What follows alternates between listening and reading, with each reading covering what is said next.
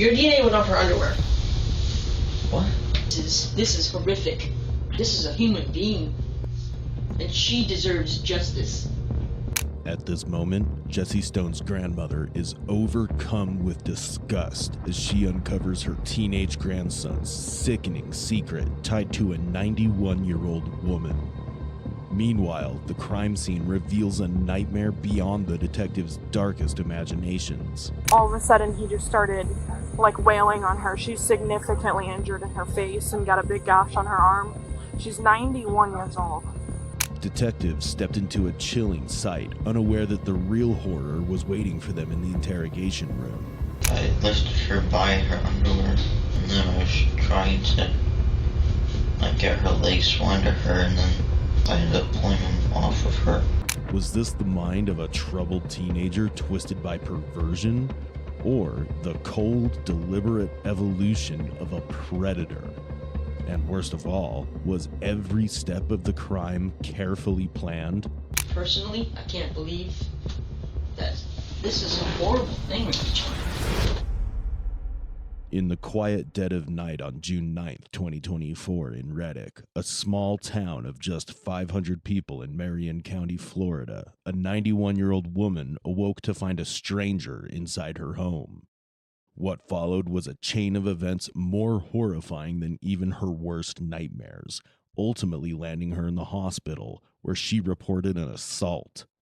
When Marion County deputies arrived, they got close to identifying the faceless intruder, but the true perpetrator had yet to emerge from the shadows. So she saw a shadow approaching her, and all of a sudden he just started, wailing on her. She's significantly injured in her face and got a big gash on her arm. She's 91 years old. So she says that the guy sounded Hispanic and he was telling her to be still and penetrated her with his fingers. And she said that he felt like he was not erect, but maybe trying to be. She said it lasted about 15, This one? Yeah. Yeah, she says he never took off his pants. She said he never took off his pants and it lasted about 15, 20 minutes, and he left about 5 to 10 minutes prior to us going 97. With a few testimonies from neighbors, deputies launched an extensive manhunt for the person behind the heinous crime. A familiar face emerged from a neighbor's surveillance camera, captured clearly on CCTV. This footage, combined with DNA evidence, ultimately led detectives to 14-year-old Jessie Stone, known by his nickname, Randy John. You doing all right? You need anything? All right, Jesse, I'm Ryan, and we're gonna come in here and talk to you just a little bit, okay? We're waiting for your mom to get over here, just so we can all be here and talk and figure out what's going on, all right? You sure you don't want water or anything? Okay, if you need some, just give the door a little knock, all right? Jesse had lived with his grandmother since he was 5, after his mother left him. As his legal guardian, she accompanies him to the questioning. We sent your DNA and up to the Florida Department of Law Enforcement, who does testing and stuff for stuff like that. Okay. Okay, is there any reason at all that your DNA would be on her clothes? Yeah, we when I said goodbye to her, we hugged, like a side hug. Okay. That's... Let me be a little bit more specific. Your DNA was on her underwear.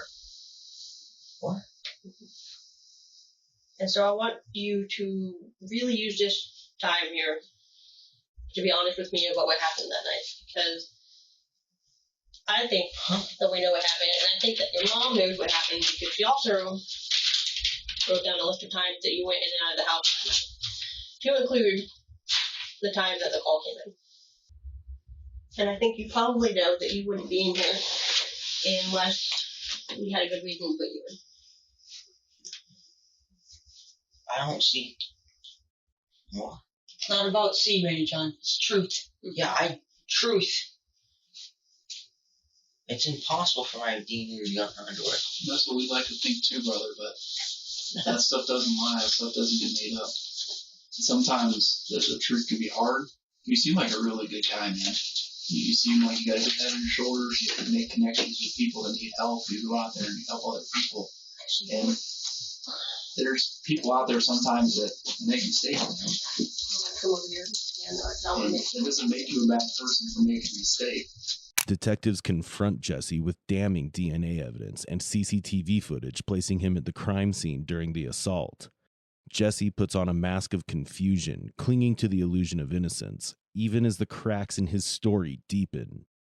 Jesse continues to deny any involvement, but the detectives make their move.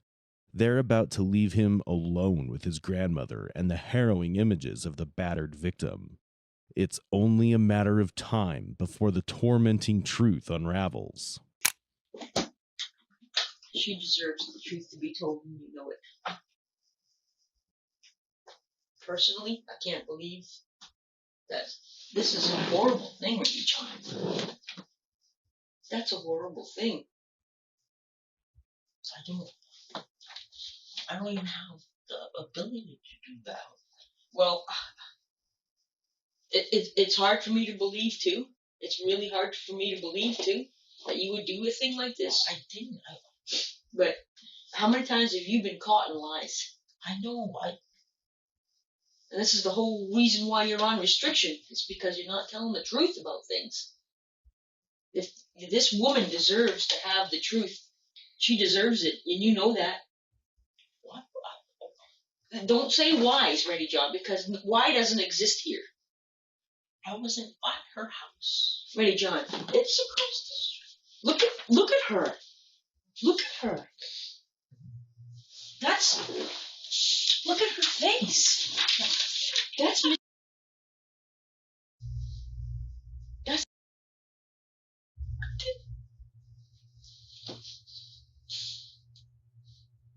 don't even think of that.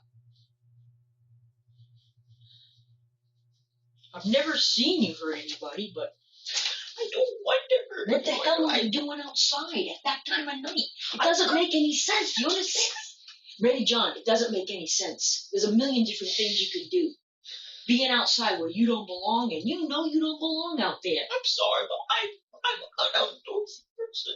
You're not an outdoorsy person. You're a sit in front of the TV kind of guy. I don't have TV. I'm outside. Well, I don't know. I hope and pray you did not do this to this woman. I hope and pray. I hope and pray you did not do this. Because this is horrific. This is a human being. And she deserves justice. She does. If this would have happened to your sister, what would you do? Whoever. If you know anything about this, Ready John, for her at least, if you care about her, tell the truth. Tell the truth. We've been down that road before where you've been lying about something. You swear up and Ready John, you've lied about stuff before. Jesse's grandmother is devastated by the victim's disturbingly graphic pictures. The emotional tactic works on her. Overwhelmed, she urges him to tell the truth. Her heartfelt plea makes Jesse pause. The detectives then request his grandmother to leave, sensing he might reveal more without her presence. With her there, Jesse may feel compelled to maintain his innocence, either to shield her or avoid her disappointment. Though he initially denies everything, the detectives, armed with persistence and the weight of his grandmother's words, finally break through his defenses and draw out a chilling confession. Well, let's imagine that this is the pillow. Show me what you do. If she was kind of in front of you, show me what you would do. I was just kind of holding it there so she couldn't really see me. And I was holding it down a little harder, closer to her mouth so she couldn't really scream or yell. Okay. And at some point you said you told her to what did you say? To be quiet? I didn't say anything, I don't remember. Okay, I thought you said that. You told her to be quiet. Why'd you put the pillow over her mouth? So I didn't want her to scream. I was just thinking. Was she screaming? She's trying to say something. What were you watching on the iPad? You said something very specific that you were watching videos. Tell me about that. Just YouTube videos. You sure about that? Because what I find hard to believe is that you can tell me what kind of videos you were watching in your YouTube videos, but you can't tell me what happened after you put the pillow over her mouth. I think you were watching something else on that iPad. I need you to be honest with me, Randy. Sometimes the hardest part of the story is the thing we give the least detail about. And I can understand it, man. You're 14, you have so much more of your life to live. But what we need to understand, man, is we need to understand the truth. And I think you're telling most of the true story here. I think you're conveniently leaving some parts out. The detectives press Jesse to reveal what he had seen on the victim's iPad, but he stonewalls them, dodging questions, offering one-word answers, and retreating into silence. His actions show he's trying to avoid the truth, likely out of guilt or fear, unaware that they already know about the disturbing search history they'll soon confront him with. Tell us what happened. What's the first thing that happened when you went to the room? When I first got into the room, she was turned on her side. She turned on her side, is that what you said? No, she was turned on. She was on her side. Okay. And then what? And just kind of stepped forward to make sure she was still asleep. Mm-hmm.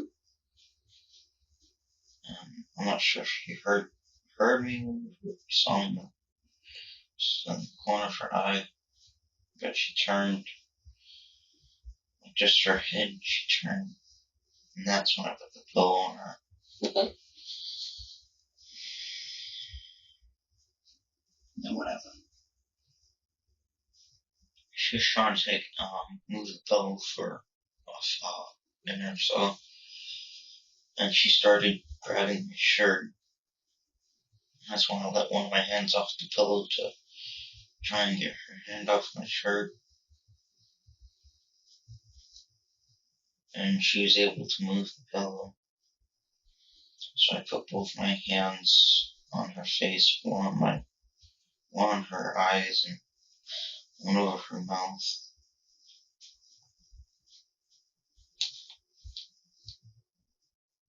When you say, help me understand, so did you hit her face or you just covered her? Just covered it.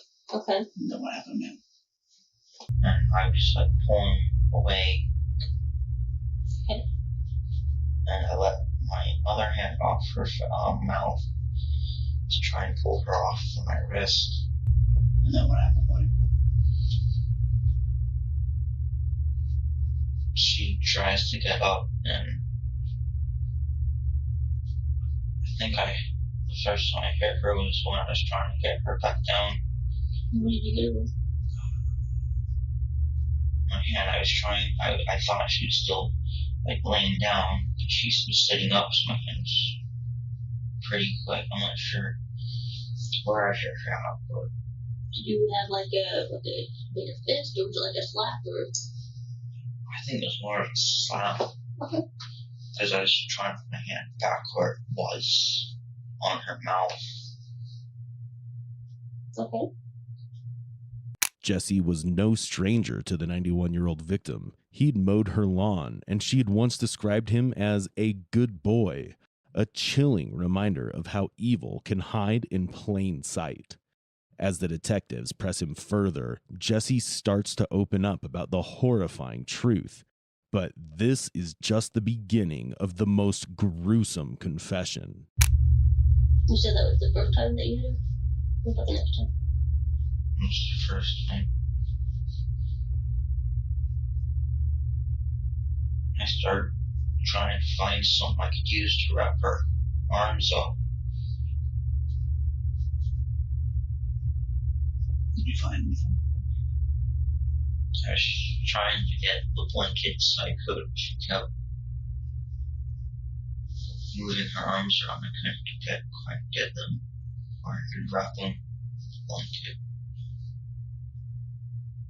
And then what happened?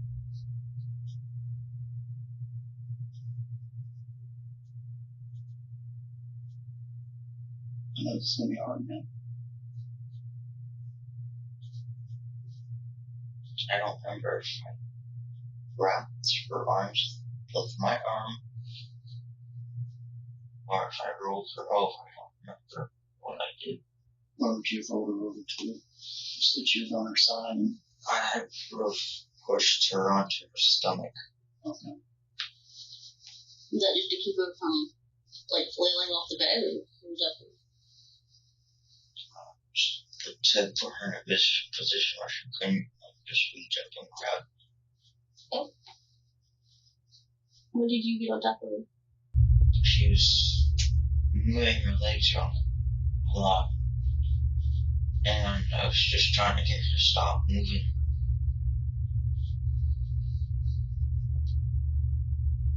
Okay. Is that why you got on top of her? I believe so. You believe so or you know so? That's what I'm trying to understand, man. I don't remember everything. I know you remember, Randy. Don't worry, we've already gone through that. I know you remember. This is something you're not going to forget. I know you remember.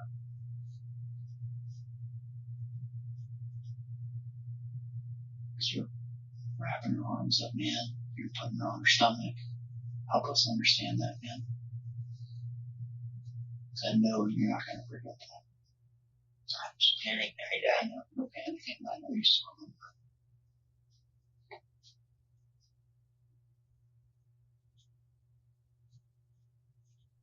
Right into your position. Did you hurt? Okay. But were you on top of her? Okay. How did it end up on the floor? I went to pick her up to move her farther onto the bed.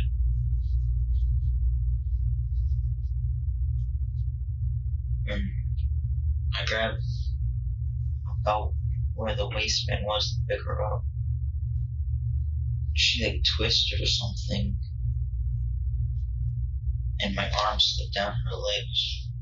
Jesse hesitates to reveal the horrifying details of the crime, unaware that the detectives already have a full account from the victim herself. They push for answers, reminding him that such a crime can never be forgotten. To the detectives, Jesse appears to be more than just a disturbed adolescent. There are signs of something far more sinister developing beneath the surface. I'm not sure. That's when they came. Where? You said they snapped when you grabbed them?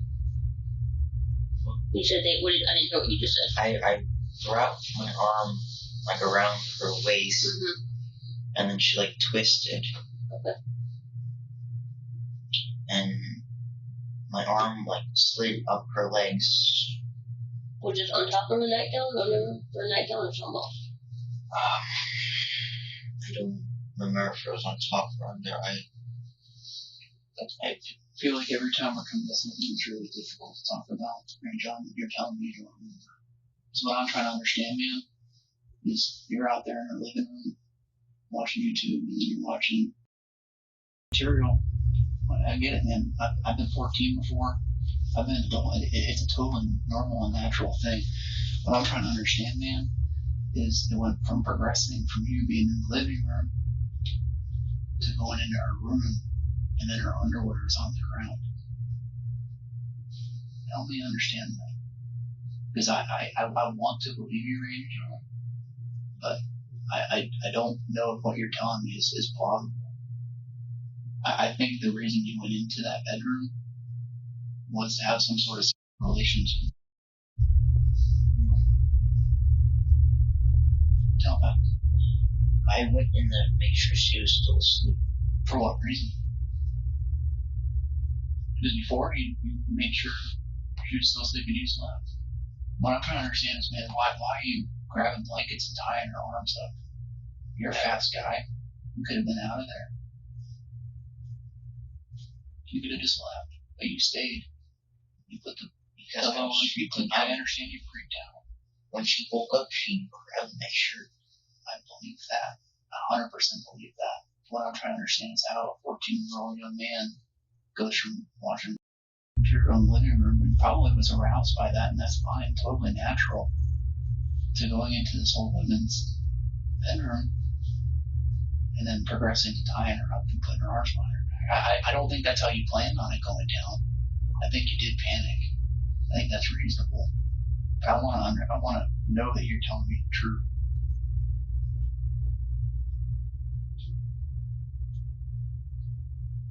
We deal with this kind of stuff every day, man. Like I said, this doesn't make you a bad person, but I want to understand the truth. And maybe you also need to remember we've already talked with. She remembers everything that happened. We generally don't ask questions, so we don't have the answers. And I think you're being mostly honest with me, except for the parts that you just don't want to relive, man. And I don't want you to relive them either. But like we said from the beginning, man, from the jump, we're not doing this for us. This isn't like the sheriff's office. This is about. Mm-hmm. And I saw a true reaction out of you when you saw those pictures. I know you're not that kind of guy. Yeah, I don't think you meant to hurt her that bad. I think you went in there with maybe hormones got the best of you, and you were thinking with the wrong part of your body and fertile. And you know what, man? I think every teenager has been there. I think you were just kind of caught in a bad situation. Jesse's grandmother later revealed that although he'd been a well-behaved child for most of the years she cared for him, she'd begun to notice a growing anger underneath the surface. She also disclosed that in the days leading up to the attack, Jesse had been viewing adult content, including disturbing material involving the elderly. Believing he was minimizing his actions, the detectives deliberately downplayed the severity of the crime in an effort to draw out the full truth. Did they get tangled up? I mean, tell me, like, obviously we know that they came off of her body, and obviously we know that your DNA is already on there, so we know that somehow you came into contact with them. I just want to know how. Was it some violent maneuver where you just reached in and just ripped them off, or did you just let them off?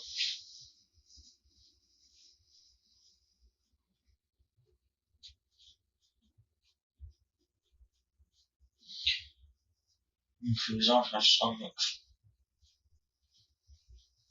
I'm sorry, I couldn't hear you with your mouth. When she was on her stomach, she was like trying to get onto her knees to get up. Mm-hmm. And I was trying to find a way to get her completely lying down. And I was trying to lift her up to get her legs from under her. Okay.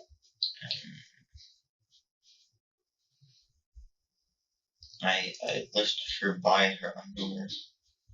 Okay. And then I was trying to get her legs from under her, and then I ended up pulling them off of her so that if I went, then no one would know about it. She said, I'm sorry, she said if you what? If you stop now, then no one would know, or something like that. She said that to you? And what did you say?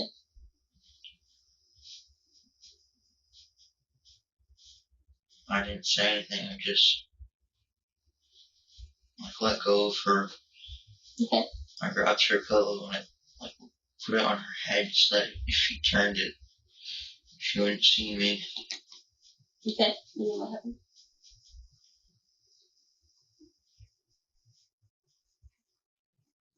I left through the door. The same door you came out? Or the same door that you came in, and that was, you said earlier that was the living room door? Yeah. Okay. And then I went to my house.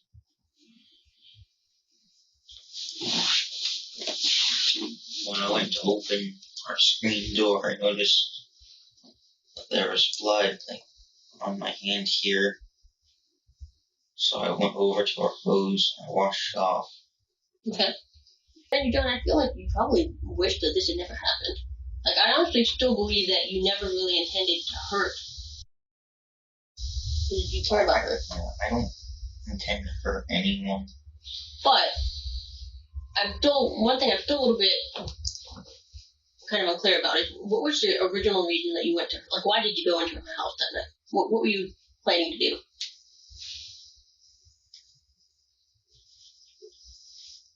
Just chill somewhere where I wasn't being watched and I didn't have to quite be outside. Okay, so were you planning to use her iPad? Jesse claims he went to her house to chill somewhere he wasn't being watched. It suggests a discomfort with being observed, a resistance to accountability. Choosing the home of an elderly woman who trusted him wasn't just opportunistic. It hinted at a disturbing sense of detachment, maybe even entitlement. What unfolds doesn't look like a moment of impulse. It carries the weight and precision of a calculated crime that Jesse may have been planning all along. And that's when you were watching the stuff. Okay. How many times have you gone in a house like this? Kind of in the middle of the night? That was the first time. And Every other time that I've been walking outside, for the most part, just chilling outside, either in the backyard or across the street. yeah, have you tried her doors before? No, but Because it's kind of odd that the first time you got in was the night she left the door open. Explain that to me.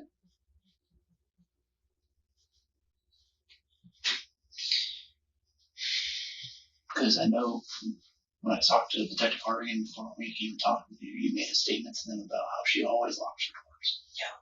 So help me understand that, right, John? One night she leaves the door unlocked. You make it inside. I went over there the first time, and I decided to see if the door was open. But I didn't go to that door first. I went to her sliding doors on the other side of the house. Right. The porch door? No, next to the kitchen counter, next to the table. It's like, I see what you mean. yeah, that's what blinds there. Yeah. I tried those doors first, and they were locked. Mm-hmm. And then I went to the kitchen window and I tried to see if that would open. So how old were you when you started watching? My friend showed them to me when I was 10. 10. So you've been watching them since you were 10? Off and on, yeah. Okay. How often do you think you were watching them before you got put on restriction? Once or twice a week. Okay. And what kind of stuff were you watching? Looking at pictures? Were you watching videos? A mix of both. Mix of both? Okay. And what site do you normally use? Oh, And that's all it's called? You just put that into Google? yeah, it was the website my friend showed me. Okay. Jesse admits to watching adult content since the age of 10. But even in this confession, he shifts blame, claiming it all started because a friend made him watch it. It's a subtle but telling pattern, deflecting responsibility rather than owning his actions. He also reveals that he entered the victim's home through a sliding door on the very day she forgot to lock it. The timing of his entry suggests this wasn't a spontaneous act. It points to premeditation. Jesse was watching, waiting, and intentionally chose that moment. The interrogation room fell silent as the courtroom drama began, and one question loomed. Will Jesse's attorney be able to reduce his sentence? He was nowhere near fully developed when this incident happened and is still probably 10 years off from that being the case. He had a relatively difficult childhood. He had no father figure in his life whatsoever. And certainly none of this is an excuse or justification by any means for what happened. He is remorseful about what happened. You've heard testimony about that. He pled guilty. But he, lost contact with his sister, I believe shortly before this happened. He very minimal contact with his mother, and he was essentially raised by his paternal grandmother. Despite all that, he's done fairly well in school. He got ahead of grade, made pretty good grades, A's and B's, I believe it was. We believe that indicates that he would be amenable to supervision as well as specialized offender treatment. As the state points out, he does suffer from depression and ADHD. And obviously there are plenty of people that have depression and ADHD that never get involved in anything like this, but that combined with his childhood certainly doesn't help. As a 14-year-old boy with, again, no father figure in his life, He appears to be somewhat get addicted to and things of that nature on the internet. Jesse's grandmother also took the stand to speak on his behalf, her voice trembling as she delivered a powerful statement that struck a deep chord, leaving the courtroom reeling. Once Jesse is released from whatever period of incarceration the court deems appropriate, will you be there for him? Absolutely, if I'm alive still. Will you help support him kind of getting back on his feet into the community? Absolutely. Is there anything else you'd like Judge Herndon to know about Jesse?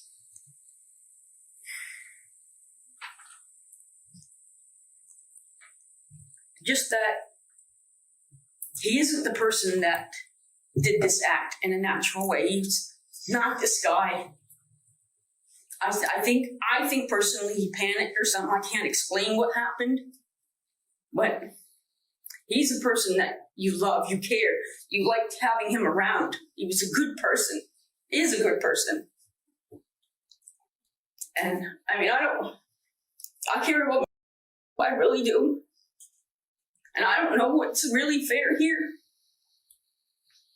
I was myself recently attacked, and for me personally, the way I felt better is to have the person get help, because I think people who are in that situation, they need help. And prior to him, this incident happened, I was already reaching out for help. I called the police a couple different times trying to get help for him. I called the school counselor trying to get help for him.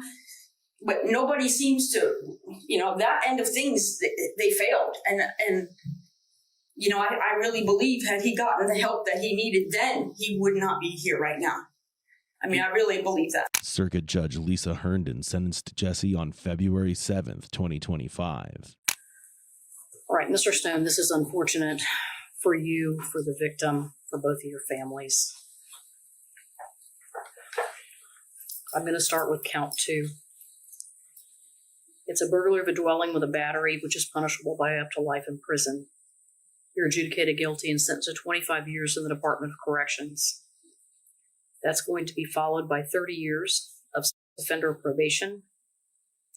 You're going to have to follow the offender probation conditions set forth in 948.30, which includes offender treatment, a variety of other things, including polygraphs, no use of the internet without a risk assessment, no contact with children under the age of 18. I don't know that that's going to be applicable in this case, but I assume all those are still going to apply. You cannot have any contact with the victim in this case, which means that no phone contact, third-party contact, no contact in any manner whatsoever. Jesse Stone will be about 40 when he's released from prison. He'll be required to register as a predator and remain on probation, but the lingering question is, did the punishment fit the crime?